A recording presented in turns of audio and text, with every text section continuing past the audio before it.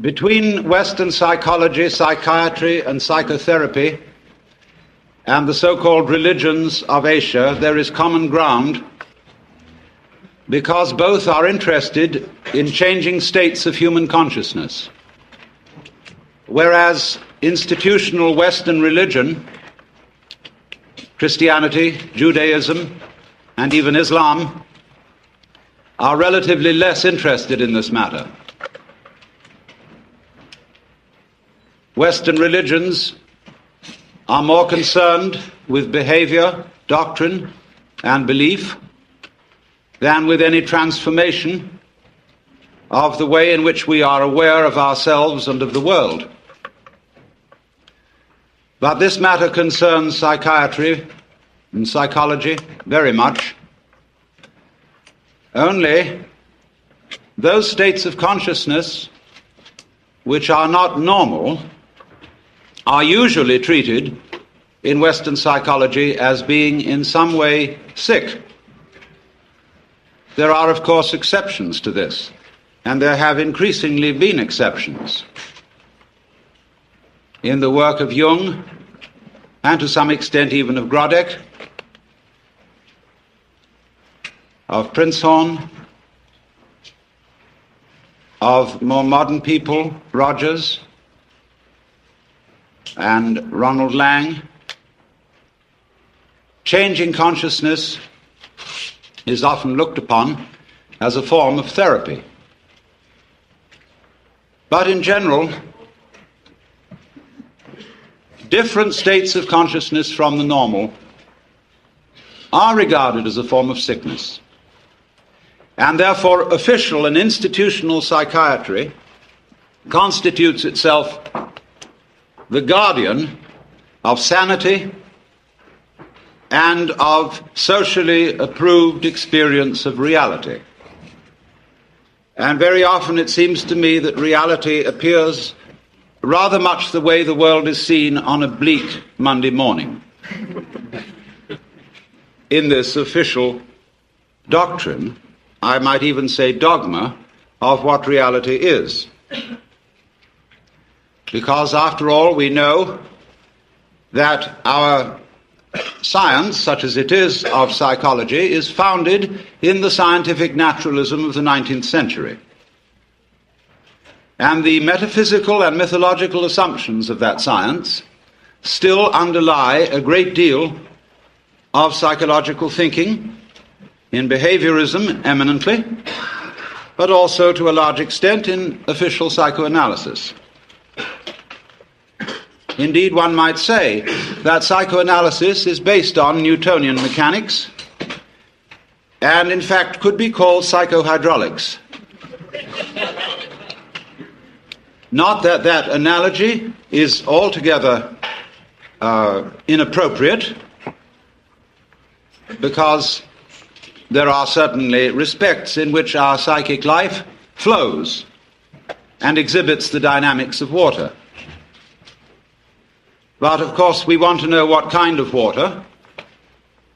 And for the scientific naturalism of the 19th century, the basic energies of nature were considered to be very much inferior to human consciousness in quality.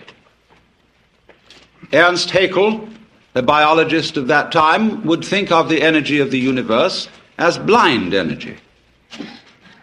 And correspondingly, it seems to me that Freud thought of the libido as essentially blind, unconscious energy, embodying only a kind of formless, unstructured, and insatiable lust.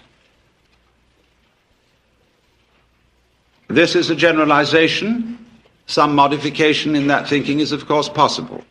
But the tendency is to regard all that which lies below the surface of human consciousness as being less evolved, because you must remember that this was also the time of Darwin's theories of evolution, of seeing the human mind as a fortuitous development from much more primitive forms of life coming forth by purely mechanical processes, by natural selection and by the survival of the fittest. And therefore, man was in general seen as a fluke of nature, an embodiment of reason, emotion, and values, for which the more basic processes of nature had no sympathy and about which they did not care. If, therefore, the human race is to flourish, we must take charge of evolution. It can no longer be left to spontaneous process, but must be directed by human ingenuity, despite the fact that although our brains are capable of dealing with a colossal number of variables at once, our conscious attention is not. Most people cannot consider more than 3 variables at the same time without using a pencil.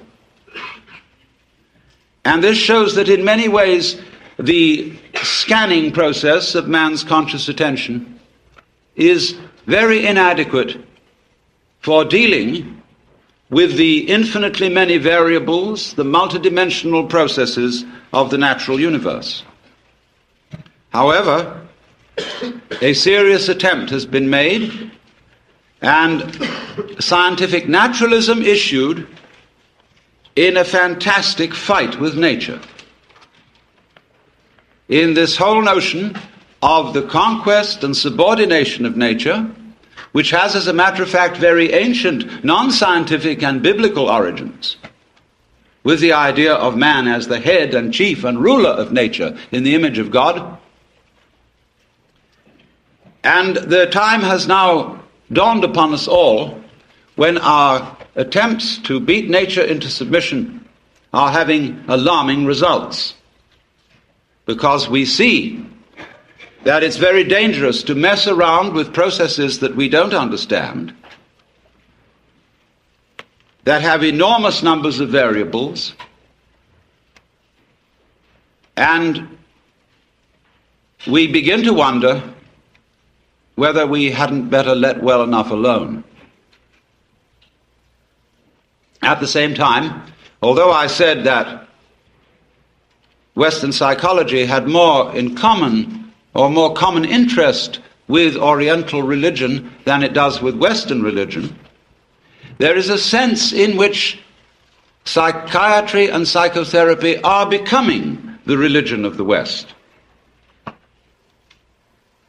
Psychoanalysis has much in common with the forms and procedures of institutional religion.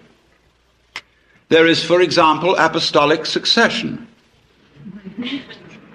the passing down of mana, of qualified power to practice therapy, from the father founder, Sigmund Freud, through his immediate apostles, to an enormous company of archbishops and bishops, among whom there are, of course, as there were with Christianity, heresiarchs such as Jung and Grodek and Rank and Reich. And the heresiarchs are duly excommunicated and anathematized.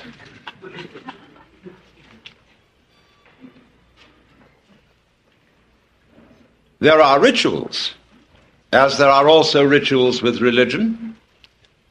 There is the sacrament of the couch. There is the spiritual discipline of free association. There is the mystic knowledge of the interpretation of dreams.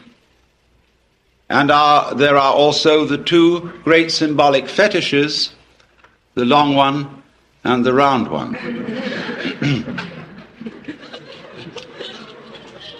Now, it's extraordinarily easy to make fun of all this.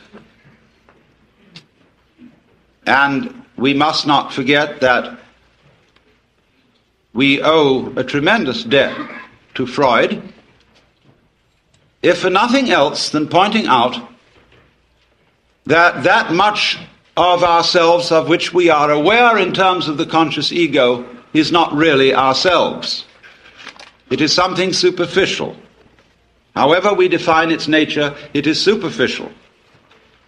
And the realities of human life are not under the gaze of its scanning process, at least not in the ordinary way.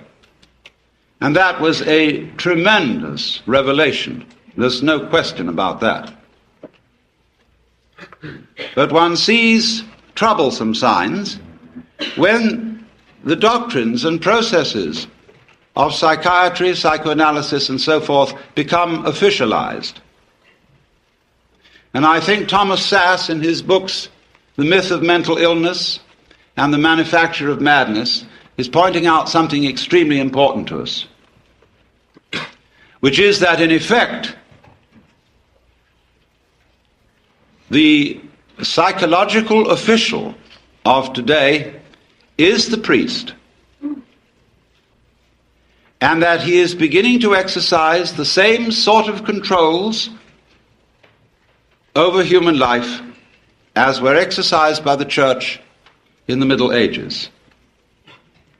So that a professor of psychiatry at Columbia or Harvard or Yale medical schools has today the same sort of intellectual respectability and authority as the professor of theology at the University of Toledo or Padua would have had in the year 1400. Now you must realize that the theologians of those days not simply believed in their cosmology and the theology, they almost knew it was true in the same way that our scientists know certain things to be true. Despite the fact that they change their opinions very often, while they hold them, they have in effect the force of dogma, as witness the anathematization of Velikovsky for his uncomfortable ideas. And therefore, there are heresies existing today which are persecuted in the same way as heresies were persecuted by the Holy Inquisition. And they are persecuted out of kindness, in exactly the same way that the Holy Inquisition persecuted heresy out of kindness and deep concern for human beings. That is unimaginable to us, but it was so. For after all, if you seriously believed that someone who did not hold the Catholic faith and who voluntarily rejected it would be tortured physically and spiritually forever and ever and ever in hell,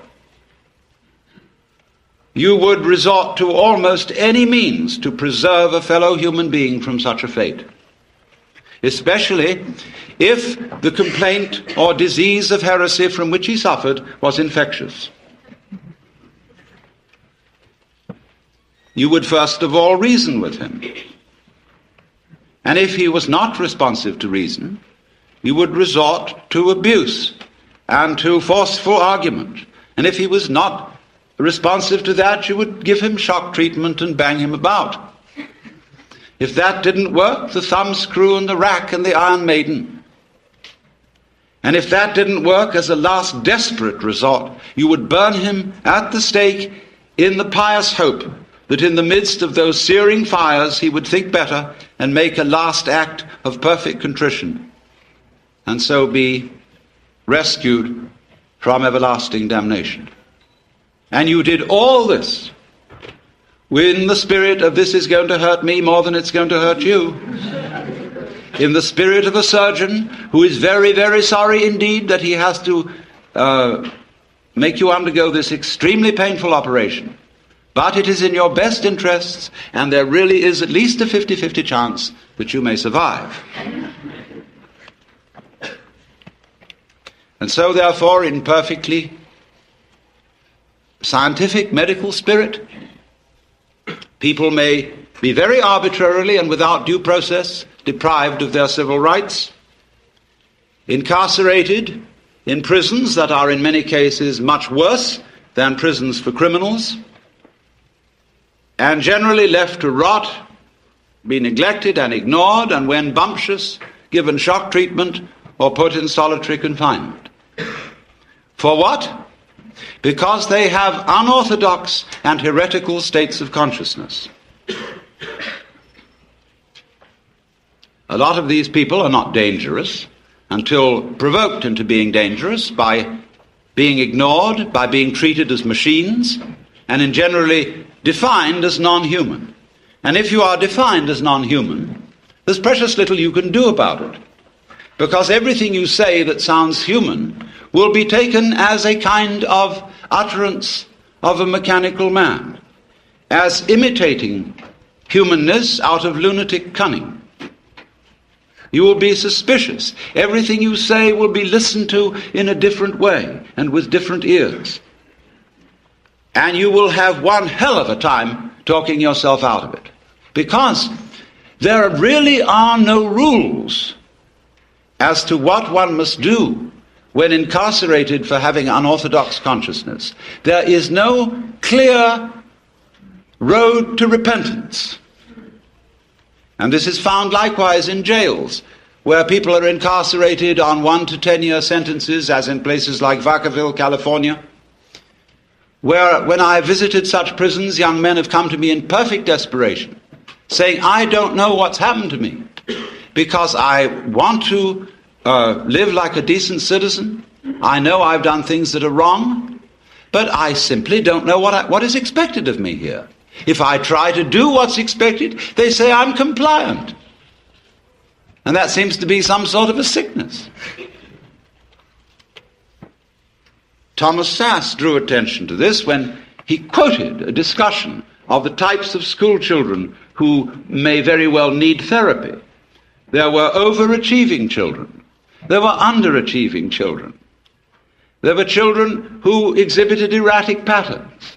There were children who were sort of dully mediocre. In fact, every sort of child can be given a diagnostic name for his behavior which sounds sick. As Jung once suggested, life itself is a disease with a very poor prognosis. It lingers on for years and invariably ends with death.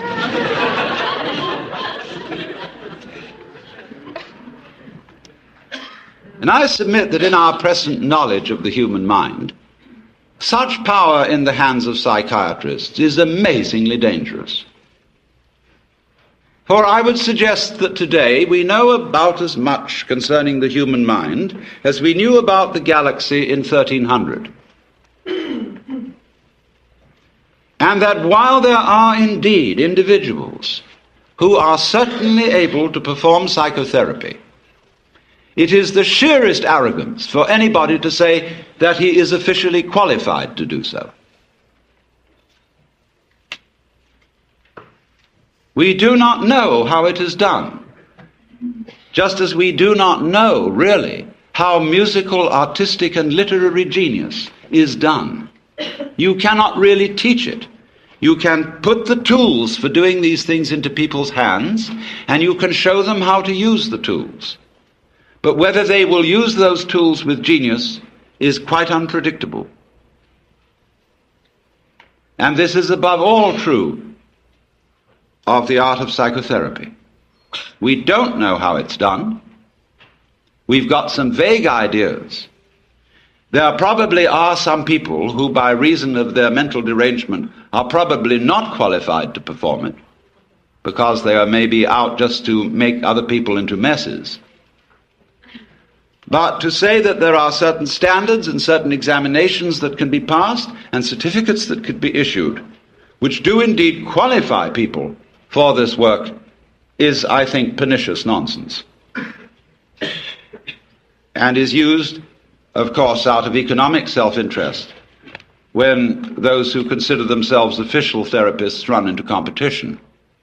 The same was done by religion. I was talking, imagine it, to a Buddhist priest in Thailand some years ago. I was looking at some books in a bookshop in the precincts of a Buddhist temple. And I was wandering over, and I noticed a book on a certain form of Buddhist meditation. And I murmured, Satipatthana, which is the name of a certain kind of Buddhist meditation. And a voice suddenly said to me, "You practice Satipatthana?" I looked up, and there was a skinny Buddhist monk in a yellow robe with rather red eyes looking at me. I said, "Not exactly Satipatthana. I use a different method. It's called Zen." "Oh, Satipatthana, not Zen." I said, "Oh, well, it's something like it, isn't it?" "No." "Well, it's rather like yoga," I said, "isn't it?" "Not yoga. No. Satipatthana different. Only right way." "Well, look," I said to him, "I have a lot of Roman Catholic friends who tell me that their way is the only right way. Who am I to believe?" "You know," I said, "you're like someone who's got a ferry boat for crossing the river." I used the Buddhist simile. "And another fellow down the stream has opened up ferry business. And you go to the government and say, he's not authorized to operate a ferry boat because he's competition to you. Let all operate ferry boats who will. And if you haven't got the sense to stay off one that sinks, it's your fault." And after all, I could say to him, "You believe that everything that happens to you is your own karma. So why worry?" But now, it's so interesting that since official psychiatry, and I underline that word official because I hope those of you in this audience who are therapists will regard yourselves as unofficial. At least that'll give you an out. But nevertheless, official psychiatry has curious things in common with Western religion as well as with Eastern. With Eastern, I said, only insofar as it has an interest in states of consciousness and inclines to regard other states of consciousness than the ordinary as sick. But it has one very important feature in common with Western religion. And to that, we have to go a little bit into Western religious history and ask ourselves what in Western religion, and especially in Christianity, and this goes also for Judaism and Islam, what is the great heresy? Curiously enough, the great heresy was first in the West committed by no less a person than Jesus Christ, who believed himself to be God. This, of course, will be unquestionably true if you think that the Gospel of St. John has historical value. It's a little vaguer in the Synoptic Gospels, but if you read the Gospel of St. John, there is absolutely no doubt about it, for he said, "I and the Father are one. He who has seen me has seen the Father. Before Abraham was, I am. I am the way, the truth, and the life. I am the resurrection and the life." He said all that according to this gospel. And that is something that in the Western world you are not supposed to say. And especially you are not supposed to believe it. And naturally it was very difficult for Jesus because he was saying all this in the context of the Hebrew culture. And he tried to find language in the Hebrew scriptures with which to express his state of consciousness, because he had an unusual state of consciousness. As I read it, he had cosmic consciousness, otherwise known as mystical experience, otherwise known as moksha, nirvana, bodhi, satori, fana elvana, or what you will. And that happens to people. It has happened as far back as we know. It happens all over the world and in all cultures. We don't know very much about it. We don't really know ways in which to make it happen, because it seems to be of the nature of it that it is a spontaneous surprise. But it unquestionably happens. And most people keep their mouths shut about it when it does. I had a friend who, in the middle of having a stroke, had this illumination. And he said to me, I fear to speak to my friends of this, but it was the most beautiful experience. I shall never be afraid of death. In fact, I recommend everyone to have a stroke.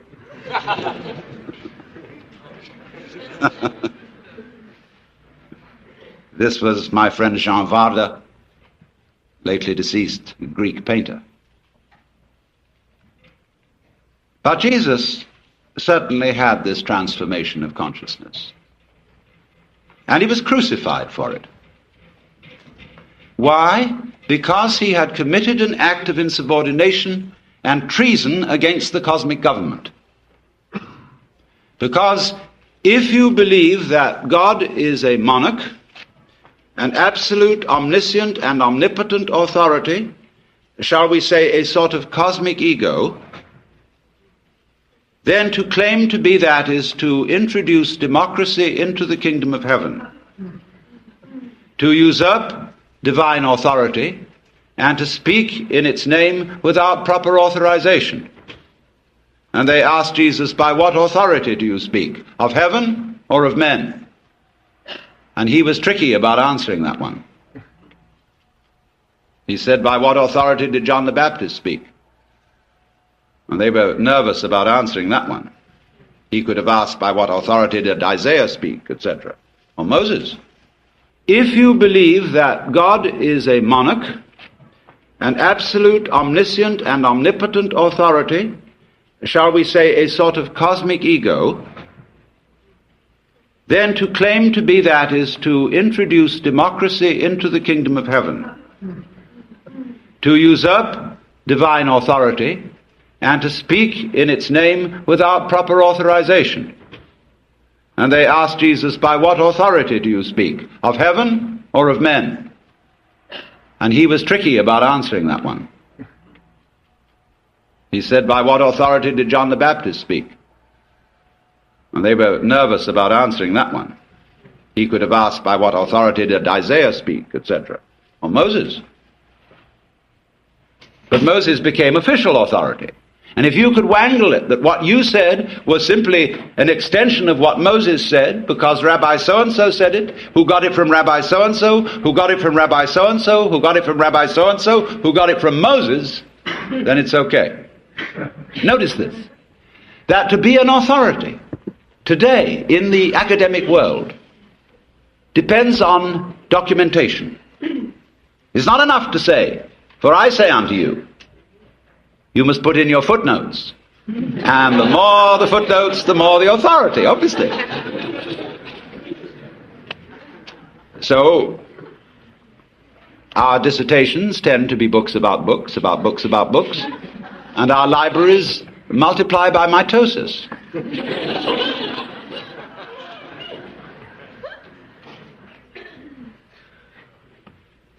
So, when somebody speaks as an authority, that means speaks as the author. That's all it means. It's a statement of which you are the author, and therefore for which you assume responsibility. That is to speak with authority. And to be original is likewise not to be freaky, but to speak from the origin.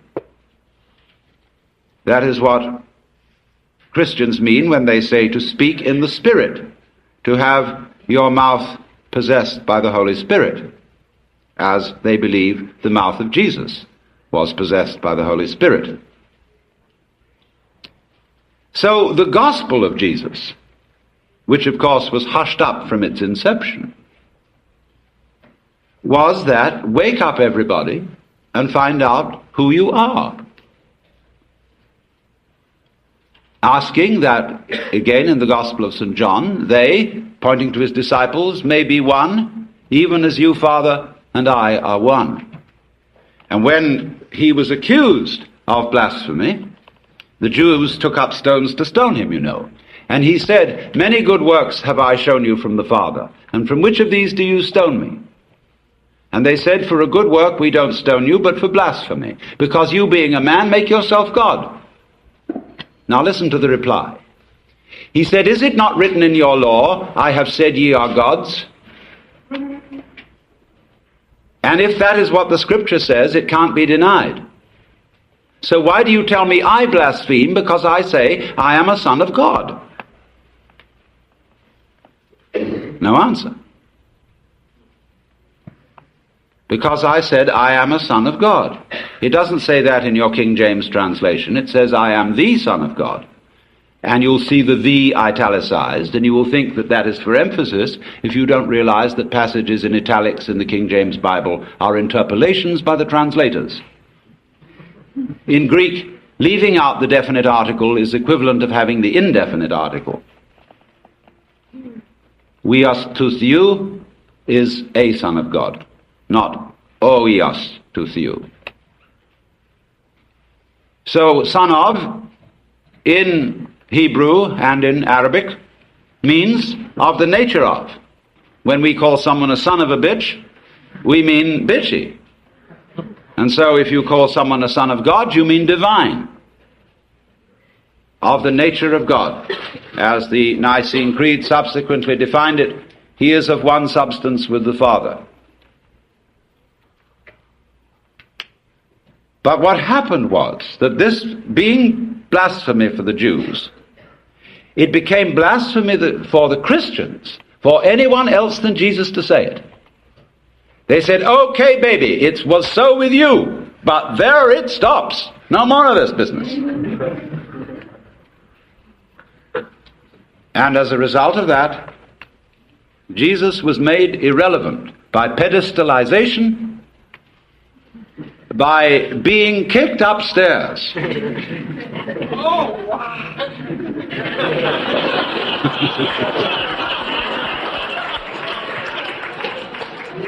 In spite of the fact that he said, greater works than these that I do shall you do. Oh no, upstairs with you, baby, because we just can't have that sort of thing going on in a monarchical universe. We're not going to have democracy in the kingdom of heaven.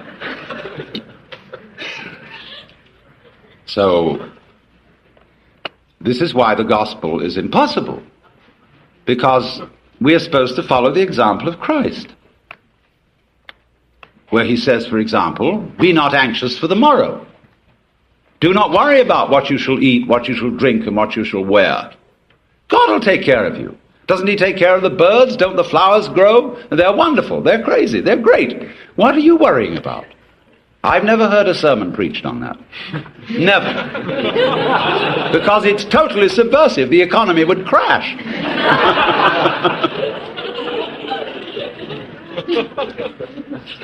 So they say, oh yes, that's all very well, but he was the boss's son. See, he had that colossal advantage. Take up your cross and follow him. Hey, but wait a minute. I don't know I'm going to be resurrected 3 days later. I can't do all those miracles. He had an unfair advantage. So how can you ask us to follow the example of Christ? But supposing he didn't have an unfair advantage. Supposing that what was true about Jesus as a Son of God is true of us. Only a few of us know it.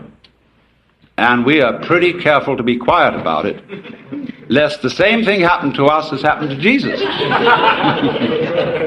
And indeed it often does. And you know, you get these people from Arkansas or Texas or anywhere in the Bible Belt who never heard of the Upanishads, and they have this cosmic consciousness experience, and they realize that that's what happened to Jesus. They say, I'm Jesus, come back. Well, everybody says to them, you aren't Jesus. It's pretty obvious you're not Jesus. You're just Joe Dogs. Well, he says that's what they said about Jesus. He has a perfect argument, except they say you're not much of a Jesus. They say, all right, if you're Jesus, command that these stones be made bread. And he says, a wicked and deceitful generation seeketh for a sign, and there shall no sign be given.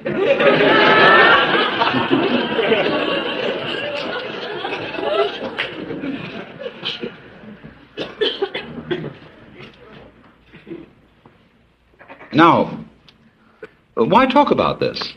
Is it interesting? Is it important for the human being to realize that in some sense of the word, whatever it means, he is God or one with God, as is plainly taught by the Hindus, hinted at by the Buddhists, only they don't like to put it out as a concept, in case people will use the concept as an idol to hang on to.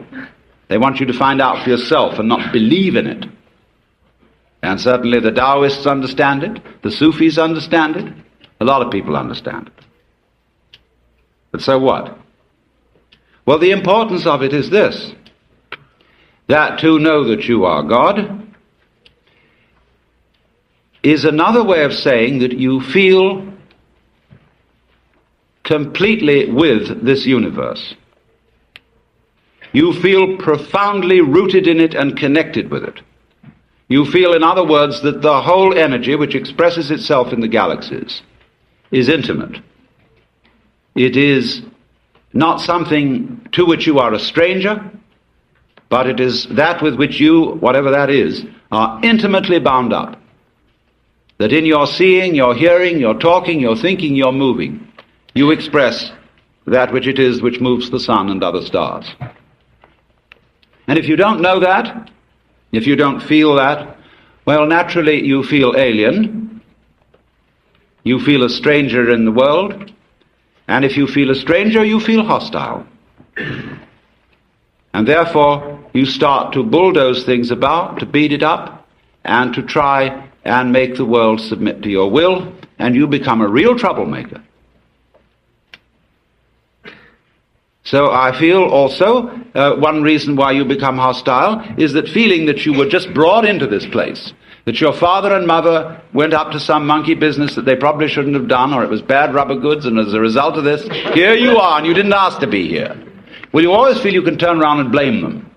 You can blame somebody. You can blame the government. You can blame the rascals. You can blame the cheaters. Always supposing you yourself aren't a rascal, which is long odds. You always can blame someone and say, I didn't ask for it. Take it away. And yet, very few people are all too ready to take it away. Camus said that the only serious philosophical problem is whether or not to commit suicide. And if you don't say take it away, what are you going to do? You've really got to assume responsibility for it. You've got to say yes to what happens. It's my karma. And that doesn't mean merely, there are many misinterpretations of the doctrine of karma. It's usually and popularly understood is that what happens to you, either fortunate or unfortunate, is the result of good or bad deeds in a previous life. Well, that's popular superstition. The real meaning of karma, the word in Sanskrit means simply doing. And if I say of an event it is your karma, it is saying it is your doing. So the exposition, a book which would expound karma, would be not so much a whodunit as a youdunit. But that seems fantastic. Now, therefore, what I propose we do is that we, instead of just ideologizing, we have a clinical experience. You know, in psychiatric school, in medical school, it's very usual for a doctor to bring a patient out in front of the students and talk with the patient. As a kind of demonstration, he says, I want you to recognize the difference between a psychopath and a manic depressive or a schizophrenic or something. They don't know what all these things mean. And especially the schizophrenia. And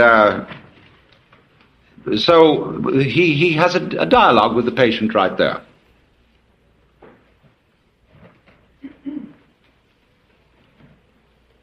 So let us suppose that I'm the patient,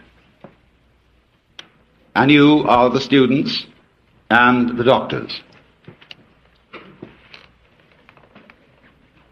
And I suffer from what you would call the delusion that I'm God. And therefore, you might want to do something about me, or with me, or humor me, or ask me questions. And so I'm perfectly willing to submit to your examination and your treatment, and invite you to help yourselves. When did you become God? Now. Will you marry me? No.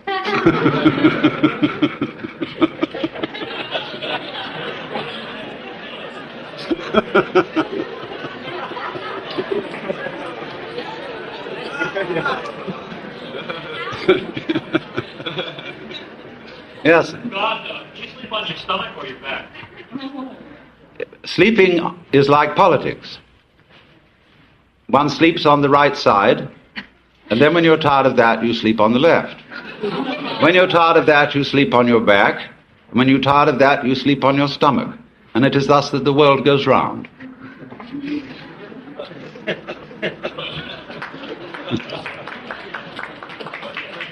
If you were God now, what were you yesterday? Now, you don't become God. Am I also God? Yes. Are we then the same person?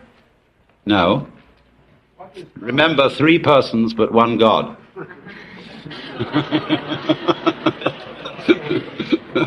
God, could you tell us a little about Satan? Could I tell you a little bit about Satan? Yes. Although the matter is a little esoteric, but I told you all about it in the book of Job, where you will see that in the court of heaven, Satan is the district attorney. He is not, as Christians imagine, the enemy of heaven and the enemy of mankind. He's merely the person who sees the bad side of things and carries out the dirty work. And therefore, he saw Job and wondered whether Job really was as great a guy as he seemed to be, and suggested that God should appoint a committee of investigation to find out. And the committee did its work very thoroughly, but the case went against Satan, because it was proved in the end that Job was an honorable man.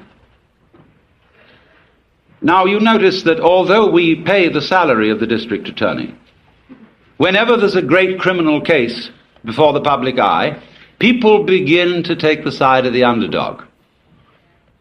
And the prosecutor always has less public sympathy than the defense, except in political trials. On the right hand of God, and you know the defense is always on the right hand of the judge in court, is our only mediator and advocate, which is the phrase referring to Jesus Christ our Lord. So there is the defense and there is the prosecution. And it is the function of Satan to be the prosecutor. There is a good deal more to it than that, because before all this started, as in a stage play, there was an arrangement in the green room before coming on stage in which certain things were understood, but that are only to be revealed when the curtain goes down at the end of the play. Is Job God too? Yes, but he doesn't know it. God, why do you hide from the sight of so many? Why do you hide? It's for the same reason you're hiding.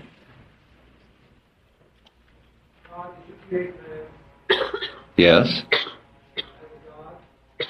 Who else? What? Man has free will to the extent that he knows who he is. Not otherwise. Where I got it from. Women have free will too? Yes. To the extent that she knows who she is, yes. If man has free will to know just what he is, and man is God, then you'd say that you are no more than any God in this room, or any man. That is correct. I'm no more God than any of you. Then you only have the power to know who you are. Well, that is saying quite a bit, yes. What is not God? What is not God? There is nothing that is not God. You learn who you are. It's like waking up from a dream. After a while, one's experience begins to have what I would call a haven't we been here before feeling. Going round and round and round. And then you begin wondering, where am I going? And to answer that question, you have to try and find out what you want. And so I went into that very thoroughly. What do I want to happen? And, of course, as soon as you ask yourself that, you begin to fantasize.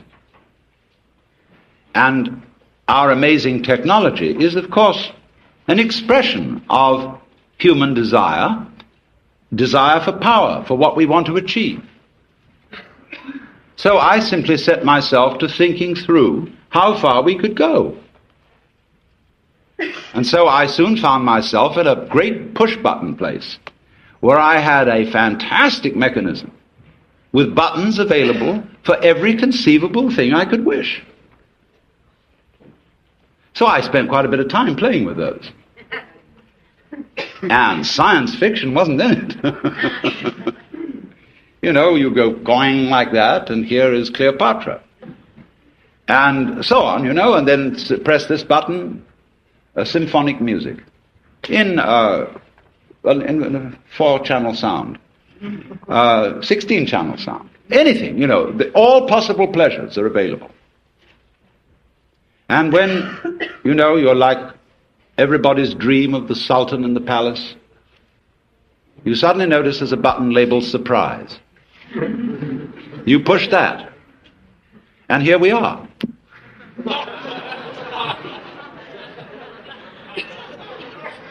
Is boredom a problem? Yes, boredom is, of course, the problem. Boredom is the other side of creativity. And the energy of creation has as that is the yang, the yin side of that energy is called boredom. Everything, of course, is fundamentally yang and yin. If you understand that, you really don't need to understand anything else.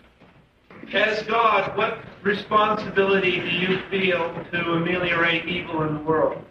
As God, what responsibility do I feel to ameliorate evil in the world? I begin with the point that I am responsible for the way the world is.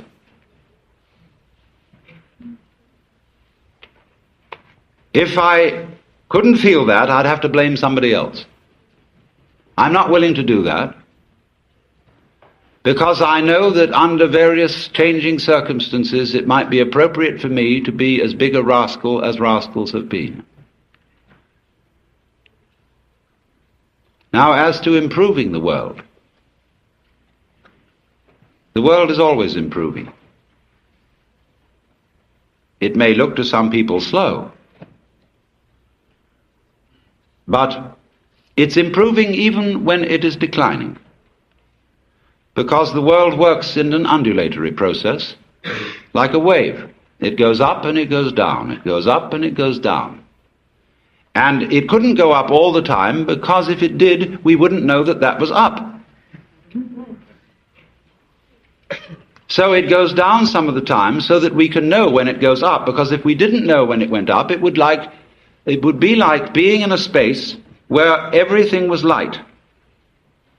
There'd be nothing to write home about.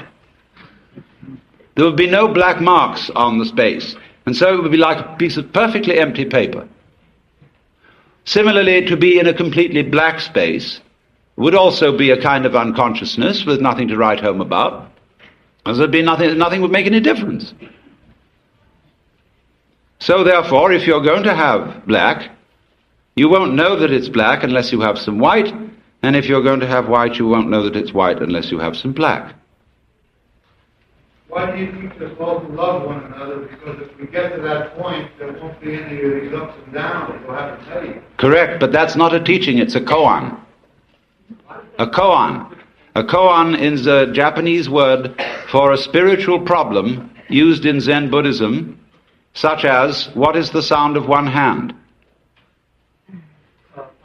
And these problems are given to those who ask questions concerning their spiritual development.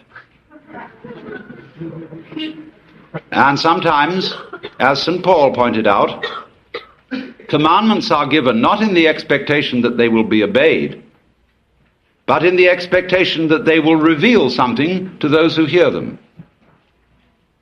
That was St. Paul's comment on the whole Mosaic law. Yes, sir. If we accept the beast. What? If we accept the beast, we try to see that we are all God. Yes. One of the hereafter. That's all. Is there a heaven? Is there a purgatory? Is there a hell? The hereafter is, of course, now. Because if you will examine it closely, there is no when else than now. And if you want to make hell of it, you can make hell of it. If you want to make heaven of it, you can make heaven of it. Purgatory, purgatory. It's all here. Always was, always will be. Death. What is death? Death is an undulation in consciousness. How would you know you were alive unless you had once been dead? Yes. You realize in the same way that Jesus is your God, why was it unnecessary for him to have material possessions and necessary for you? It wasn't unnecessary for him to have material possessions. They said of St. John the Baptist that he was an ascetic, but of Jesus, this man consorts with gluttoners and wine-bibbers and comes eating and drinking. And when the lady Mary poured precious ointment on his feet and anointed him, they said the same thing that the members of the vestry say to the minister today. Why this great expense? Couldn't it all have been sold for much money and given to the poor? But it's a problem. It is a problem, sure. But you see, in many ways, when you get down to these very deep ethical problems, where there sure is no easy decision one way or the other, you must look at the problem from the point of view of an artist.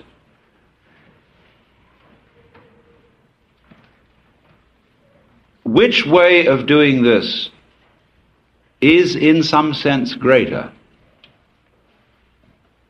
It may be better to go off with a bang than with a whimper. Let me see. Are you God all the time? I mean, in consciousness all the time. There is no time, my dear. It's always now.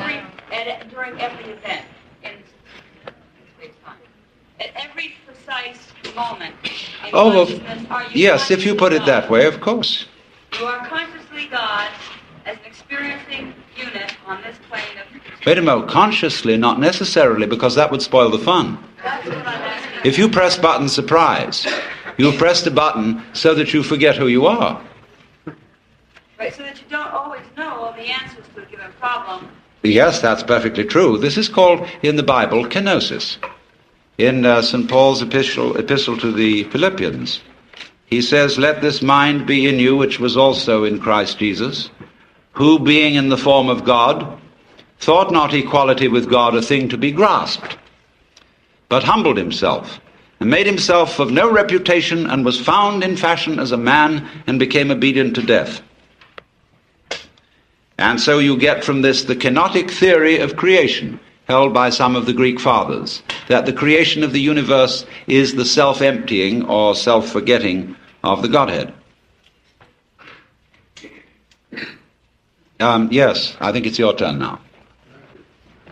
How does your concept of the creation of evil, so that man could see how good it is, differ from the old story of a man beating his head against the wall so he could feel how good it is when he stopped?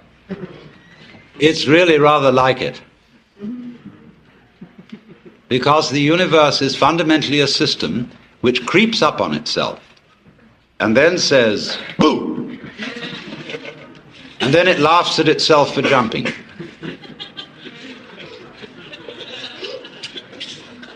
And you see, every time it does it, it forgets that it did it before. So it never becomes a bore. Yes, the lady in red. Can you make yourself into a point of consciousness and travel around the cosmos, such as Dr. Lilly was speaking of last night and talking about Satori? Yes, but it isn't necessary to travel.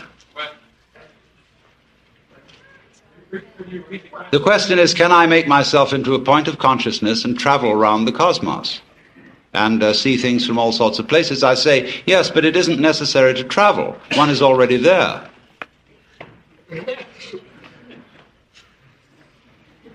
In other words, I'm using your eyes where you are, like you're using mine. Just in the same way, my head is not my feet, it uses my feet. The head is very different from the feet. You couldn't possibly say the head and the feet are the same, but they are one organism. They each have a soul. Two. What do you do about boredom? What do I do about boredom? Press button surprise. Oh, it's always there. Yes, always. Yes, the lady in purple here. You talk about boredom. It seems to me, at least in my own case, and maybe many people, that one of the biggest problems in life is being forced to earn a living in something which is not what I would rather be doing. And I often wonder, is the answer to move somewhere and live on less money and do the thing that I would like to do, or must I resign myself, as many people have, to do the thing that gets me the bread, and then in my spare time somehow try to make up for the many days and weeks and years of this kind of half living? What is the answer? Well, there are two sort of answers, one of which you've already indicated, which is to do with less and do what you want. Should be more. Which, but if everyone did that, those things, many of the things that we sort of accepted as part of life wouldn't get done. I think the objection, if everyone did that, is rather like asking what would happen if everybody wanted to catch the 4 o'clock train from Grand Central to Westport. Or if all the molecules of air in this room were suddenly to congregate over in that corner. There is a bare chance that it might happen, but very low. Yes. Would you say we're going around in circles trying to eliminate evil because we never will? There might not be any evil. Yes. Never eliminate it, so we're just playing games. We are going round in circles. But you see, going round in circles, as you may have observed by looking at the sky, is what the universe is doing.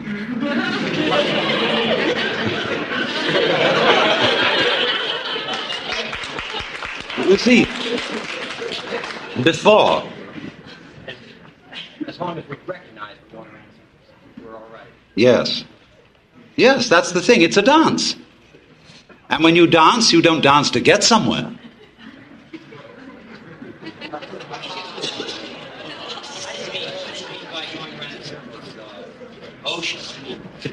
Yes, all right, but when you wake up, you turn the confusion into a dance. And so I go back to your question. What is the alternative to clearing out of the job you're doing? And to say doing with less but having more fun. Well, there are ways of making almost any activity into a dance. Supposing you had to drive a bus in New York, which is a very harrowing job in the ordinary way, you must not take seriously anything about it. This is the first rule. That it doesn't matter a damn if you don't get there on time, but it would be fun to go as fast as is consistent with safety. And therefore, you swing that bus. And you play things with the horn. You take the whole thing lightly, as if it is not serious. And this is the nature, say, in ritual, when you have a procession. Now, people who don't understand religion don't know how to make the right kind of processions.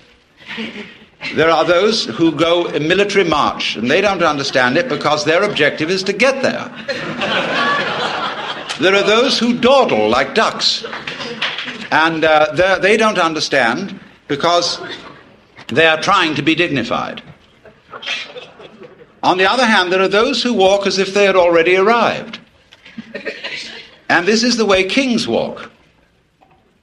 Because a king is the center, and he is always where it's at. Where it's at is where the king is, by definition.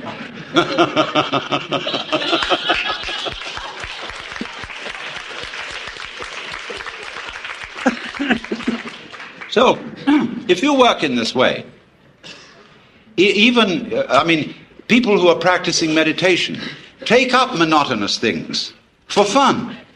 And meditation is supposed to be fun. I hope John Lilly told you that this morning.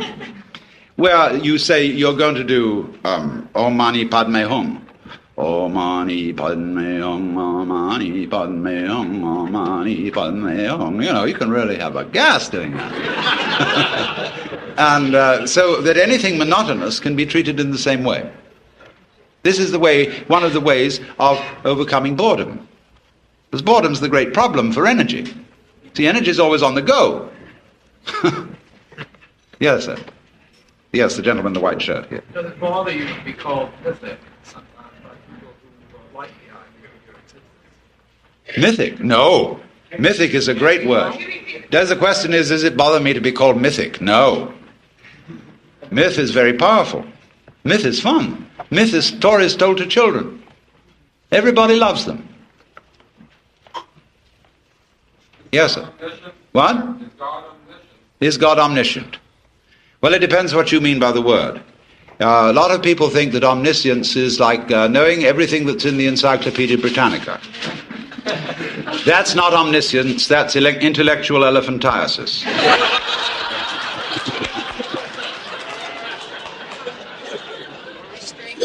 Now, you see, let me explain this question, because it's always important. And when anybody announces that he or she is God, people say at once, well, will you tell us in millimeters the height of Mont Blanc? When I say, look it up in the encyclopedia, it's there. The thing is this.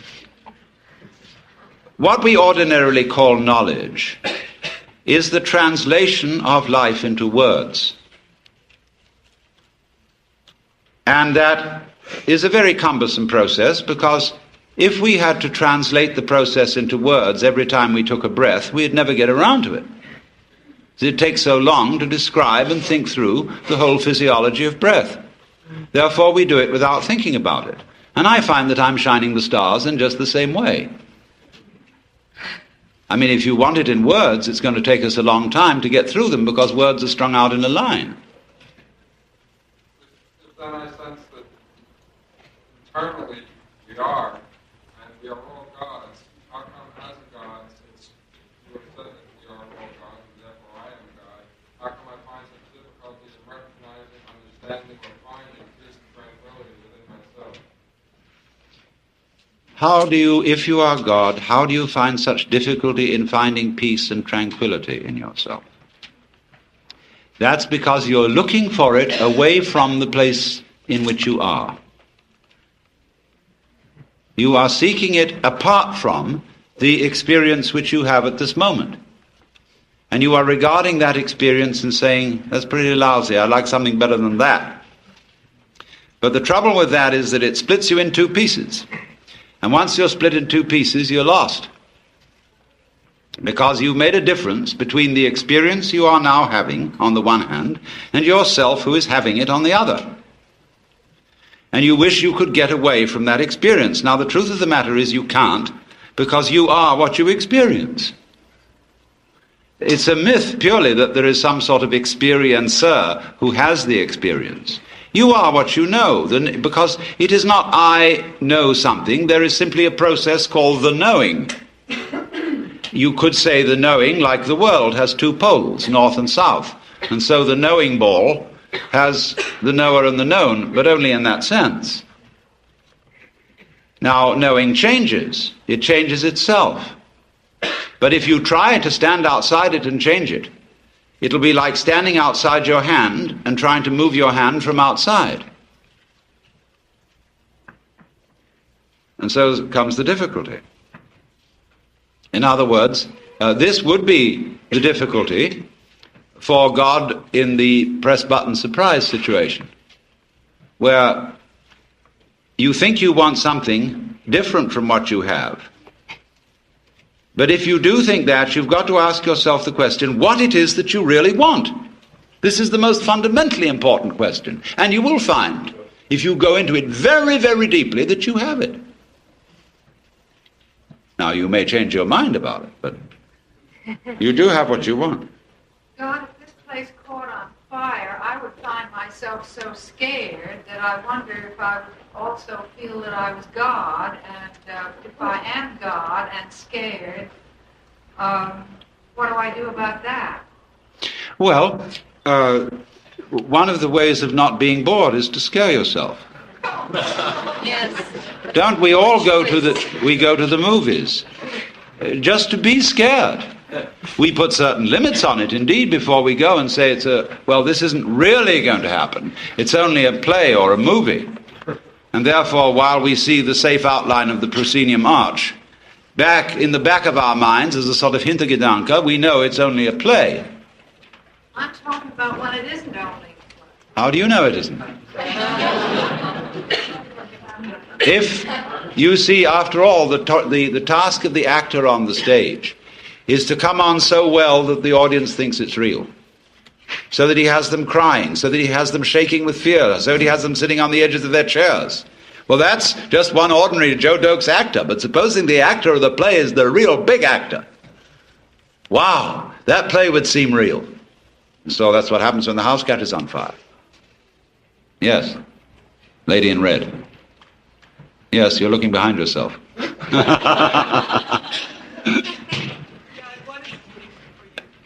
What is sleep? The seventh day. What? When is the seventh day? When you sleep. Yes. Yes, God. The only reason I know that I'm God is because I take the responsibility for it. Yes. Doesn't that answer the lady's question about the fire? Oh, yes, that also would answer it, yes. It's a question of taking responsibility for what happens. What happens if you don't do anything about it? If I don't do anything about the world? The boredom. The boredom. What's through the boredom? Well, that's another way. That's another way. You can explore boredom. You can bore into boredom and watch it. Sometimes when you're bored, that's the only thing to do. Because even for God, you can't lift yourself up by your own bootstraps. Because that is by nature of the definition impossible. You said you would enjoy having a myth of you.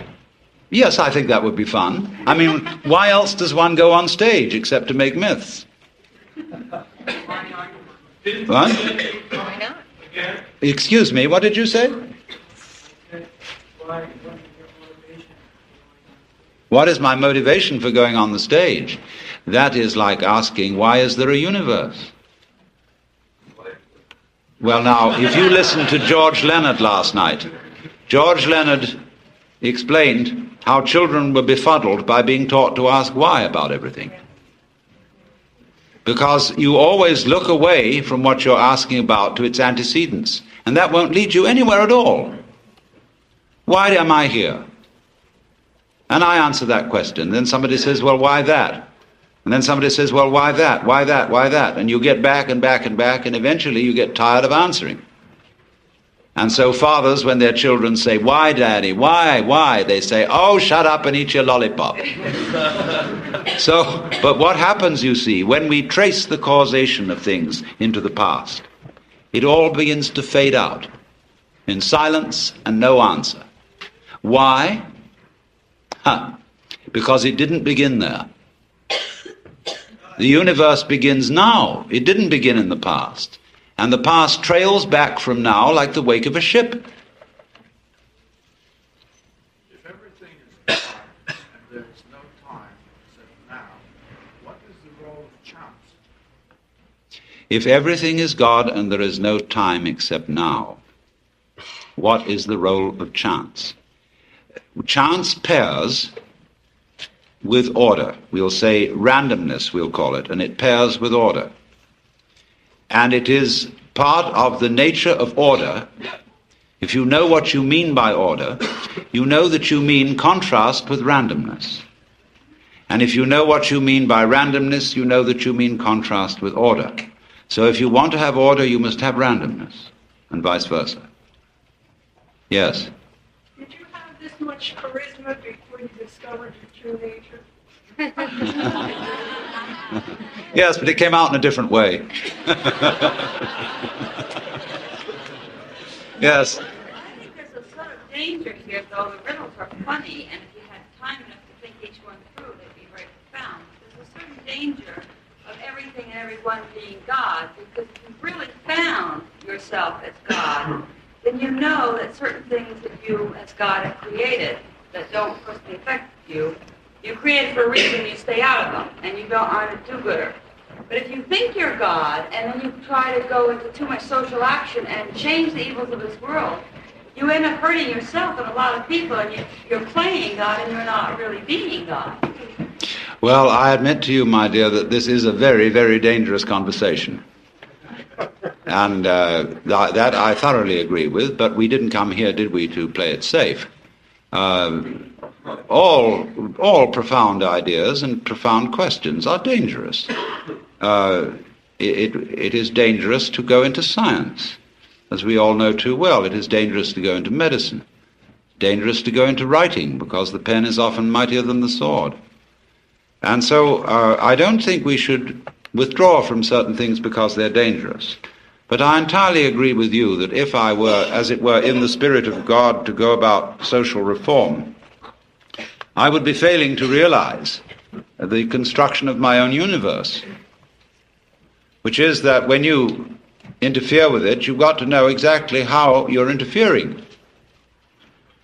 Otherwise, the most amazingly unexpected things will happen. So when people ask for miracles, they don't realize what the miracles involve. I mean, if I turned the microphone into a rabbit, it's altogether possible that you might drop dead, because those events might be connected. Did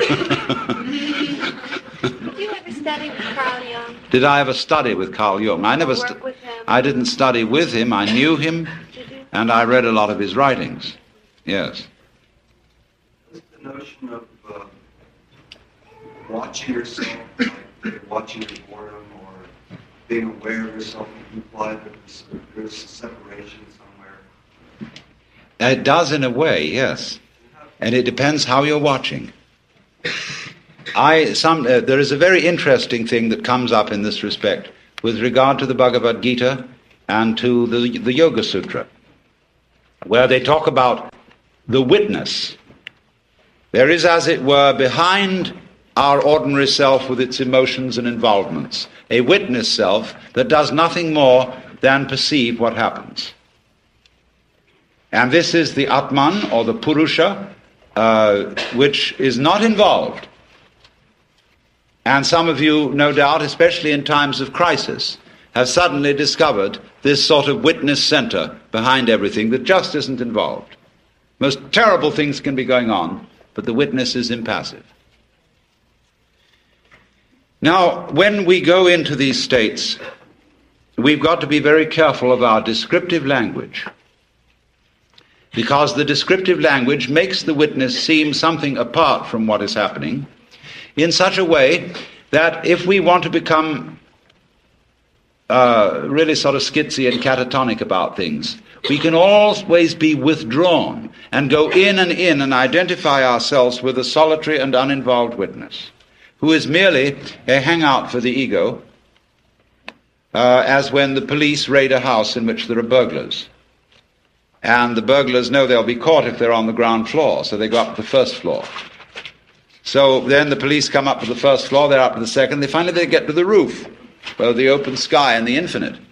And in this way, this was why the Buddha did not teach about the Atman, the real self within us, because he knew people would use the real self as a hideout for the ego.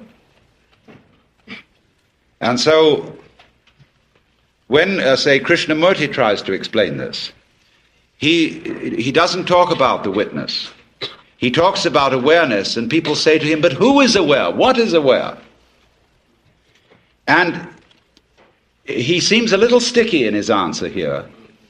Because what is the matter is that the people asking the question are bewitched by grammar.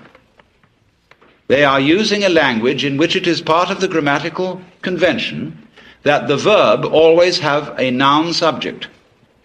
Now, how on earth do verbs get started by nouns? I ask you. How can a thing start a process? Surely, this was really the same problem Descartes was wrestling with when he tried to find out how spirit could influence matter, or how mind could influence body. Because everybody knows that all proper ghosts walk straight through walls without disturbing the bricks. So how can the ghost in the machine, as Koestler put it, the soul in the body, how can it do anything to the body? There's no connection. Two different realms. The point is, when we're talking about this awareness, what we call thought, feeling, sensation, emotion, we could say in a very clumsy way is it's aware of itself. It's the very nature. There wouldn't be sensation without awareness. You don't have to have something which is aware of it, any more than you have to have a thing called lightning which does something called flashing. The flashing is the lightning. And so awareness is the one who's aware of it. Could say this awareness. If I say I am aware, the word I, as William James suggested, is simply a word of position, like this or here. Awareness here. And your awareness there. Yes, sir. It's like one great koan that we're all dealing with before. Yes, life is like one great koan.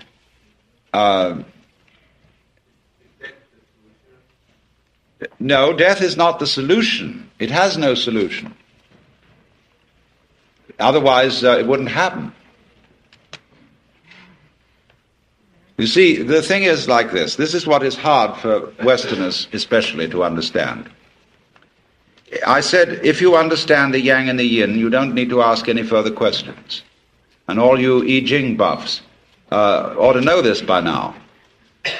What is not a component of Western common sense is that nothing is something.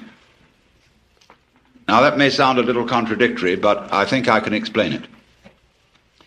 We treat nothingness as if it were ineffective, as if it wasn't really important at all. And yet, when we look out at the night and we see all these stars in space, try and imagine what the heavens would look like if there weren't any space. Then obviously there wouldn't be any stars. I mean, you could think that they would all be jammed together in a lump. There are various objections to that. How would you see the edge of the lump and know it was a lump without space around it? Furthermore, we know when we investigate the constitution of matter physically that at the atomic level there's more space in something than there is anything else. Most of it is empty, and which led a physicist at the Argonne lab at the University of Chicago, who had become a little nutty.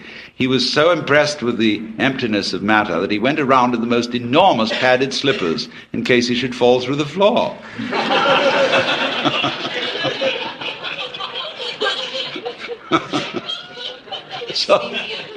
So now what the point I'm making is this.